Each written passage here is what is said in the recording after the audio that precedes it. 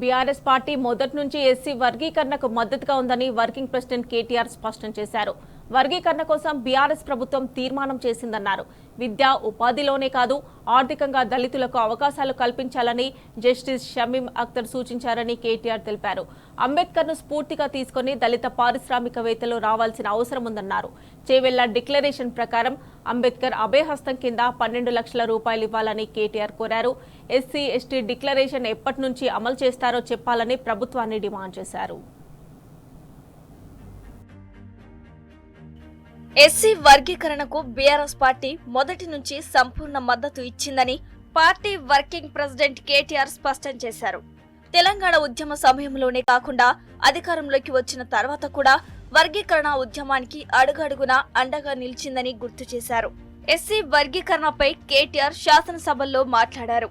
మలిదశ తెలంగాణ ఉద్యమానికి నాయకత్వం వహించిన పార్టీగా బీఆర్ఎస్ పార్టీ మొదటి నుంచి అంటే 2001 నుంచి వర్గీకరణకు స్పష్టంగా మద్దతు ఇస్తుందన్నారు. అస్తిత్వ ఉద్యమానికి నాయకుడిగా, తెలంగాణ ప్రజల ఆకాంక్షలను అర్థం చేసుకున్న నాయకుడిగా కేసీఆర్ తో పాటు ఆనాడు మరో అస్తిత్వ ఉద్యమానికి నాయకుడిగా ఉన్న కృష్ణ మాదిగను, ఉద్యమంలో అసువులు బాసిన అమరులను ఈ సందర్భంగా గుర్తు చేసుకోవాల్సిన అవసరం ఉందన్నారు. వర్గీకరణ కోసం ఉద్యమించిన ఎంఆర్పీఎస్, టీఎంఆర్పీఎస్, ప్రజా సంఘాలు, సంస్థలు, వ్యక్తులు చేసిన ప్రతి పోరాటానికి కేసీఆర్ అండగా నిలిచారని కేటీఆర్ చెప్పారు. ప్రజాస్వామిక ఉద్యమంగా మలిదశ తెలంగాణ ఉద్యమానికి నాయకత్వం వహించిన పార్టీగా టీఆర్ఎస్ పార్టీ మొదటి నుంచి కూడా ఎస్సీ వర్గీకరణ అంశంలో చాలా స్పష్టంగా ఉన్నది. సంపూర్ణమైన మద్దతు 2001 నుంచి చెప్తూనే వస్తున్నది. మరి ఒక అస్తిత్వ ఉద్యమానికి నాయకుడిగా, తెలంగాణ ప్రజల ఆకాంక్షను సంపూర్ణంగా అర్థం చేసుకున్న నాయకుడిగా, 4 కోట్ల ప్రజల తరపున కొట్లాడిన నాయకుడిగా, ఆనాడు మరొక అస్తిత్వ ఉద్యమానికి నాయకత్వం వహిస్తున్న సోదరులు మందకృష్ణ మాదిగ గారు, అసూలు బాసిన అమరులకు కూడా మనం తప్పకుండా వారిని గుర్తు చేసుకోవాలని చెప్పి కూడా చెబుతూ, ఆనాడు ఎంఆర్పిఎస్ కానీ, తర్వాత టీఎంఆర్పిఎస్ కానీ, ఇతర సంఘాలు కానీ, ప్రజా సంఘాలు కానీ, సంస్థలు, వ్యక్తులు వారు చేసిన ప్రతి పోరాటానికి ఆనాడు కేసీఆర్ గారు ఉద్యమ నాయకుడిగా అండగా నిలబడ్డారు. 2014లో తెలంగాణ రాష్ట్రం ఏర్పడ్డాక ముఖ్యమంత్రిగా కేసీఆర్ వర్గీకరణకు అవసరమైన చర్యలు చేపట్టారని, అయినా వర్గీకరణను తాము అడ్డుకున్నట్టు చెప్పే ప్రయత్నం కొందరు కాంగ్రెస్ సభ్యులు చేస్తారని మండిపడ్డారు. 2014 నవంబర్ 29న అంటే కేసీఆర్ నిరాహార దీక్షకు కూర్చొని సరిగ్గా 5 ఏళ్లు గడిచిన సందర్భంగా నిర్వహించిన దీక్షా దివస్ ను పురస్కరించుకొని శాసనసభలో కేసీఆర్ వర్గీకరణ తీర్మానాన్ని ప్రతిపాదించారని గుర్తు చేశారు. జనాభా ఆధారంగా అవసరమైతే రాజ్యాంగ సవరణ చేసైనా వర్గీకరణకు నడుం బిగించాలని తీర్మానం చేశారన్నారు. అప్పటి ఉప ముఖ్యమంత్రి కడియం శ్రీహరితో కలిసి ప్రధానికి నేరుగా తీర్మానం కాపీని అందించిన ఘనత కేసీఆర్ది అని అన్నారు. బాబాసాహెబ్ అంబేద్కర్ చెప్పినట్టుగా సామాజిక స్వేచ్ఛ అనేది లేకపోతే చట్టం ద్వారా సంక్రమించిన ఏ హక్కైనా వ్యర్థం, నిరర్ధకమని అన్నారు. అంబేద్కర్ చెప్పిన విధంగా బోధించు, సమీకరించు, పోరాడు అనే తత్వాన్ని జీర్ణించుకొని పోరాడిన పార్టీగా బీఆర్ఎస్ పార్టీ వర్గీకరణ ఉద్యమంలో ఉన్న నిజాయితీని అర్థం చేసుకుని ప్రతిపక్షంలో ఉన్న, అధికార పక్షంలో ఉన్న మొదటి నుంచి మద్దతు ఇచ్చిందన్నారు. ఎంఆర్పీఎస్ పోరాటంలో అమరులైన వారికి ఎక్స్గ్రేషియా ఇచ్చి ఆదుకుంది కేసీఆర్ ప్రభుత్వమని స్పష్టం చేశారు.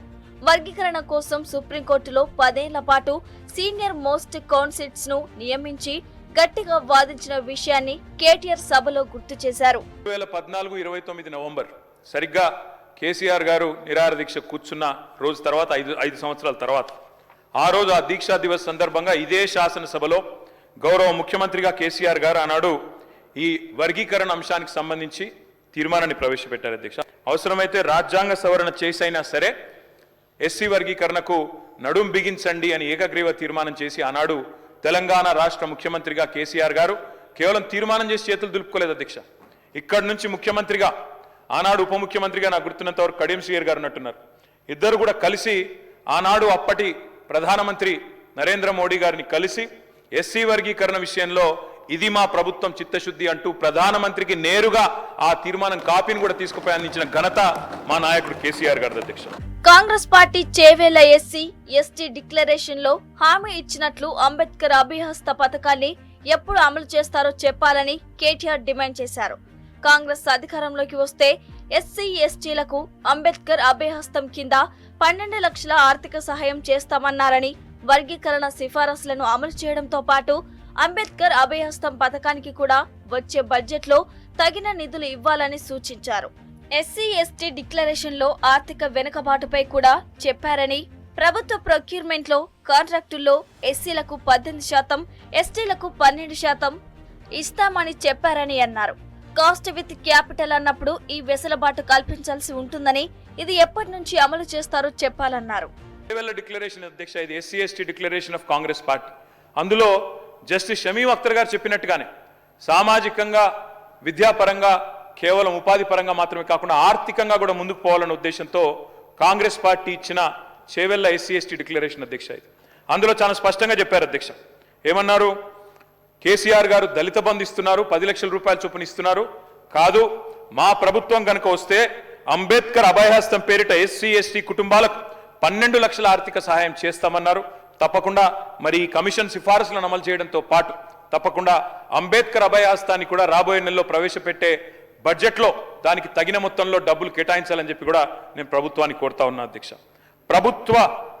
ప్రభుత్వ ప్రొక్యూర్మెంట్లో అంటే కాంట్రాక్ట్లలో, అన్ని కాంట్రాక్ట్లలో, సివిల్ వర్క్లలో ఎస్సీలకు 18%, ఎస్టీలకు 12% రిజర్వేషన్లు కూడా ఇస్తాము అని చెప్పి కూడా మరి చేవెళ్ల ఎస్సీ ఎస్టీ డిక్లరేషన్లో చెప్పారు అధ్యక్ష. 18%, 12% ఎప్పటి నుండి ఇస్తారో, ఎప్పటి నుండి అమలు చేస్తారో, ఆర్థికంగా ఎస్సీ ఎస్టీలు కూడా ముందుకు పోవాలంటే మీ మల్లికార్జున్ ఖార్గే గారి చేతిలో ప్రవేశపెట్టబడ్డ ఈ ఎస్సీ ఎస్టీ డిక్లరేషన్ ఎప్పటి నుంచి అమలు మొదలు పెడతారో కూడా ప్రభుత్వం చెప్పాలని చెప్పి నేను కోరుతా ఉన్నా అధ్యక్ష.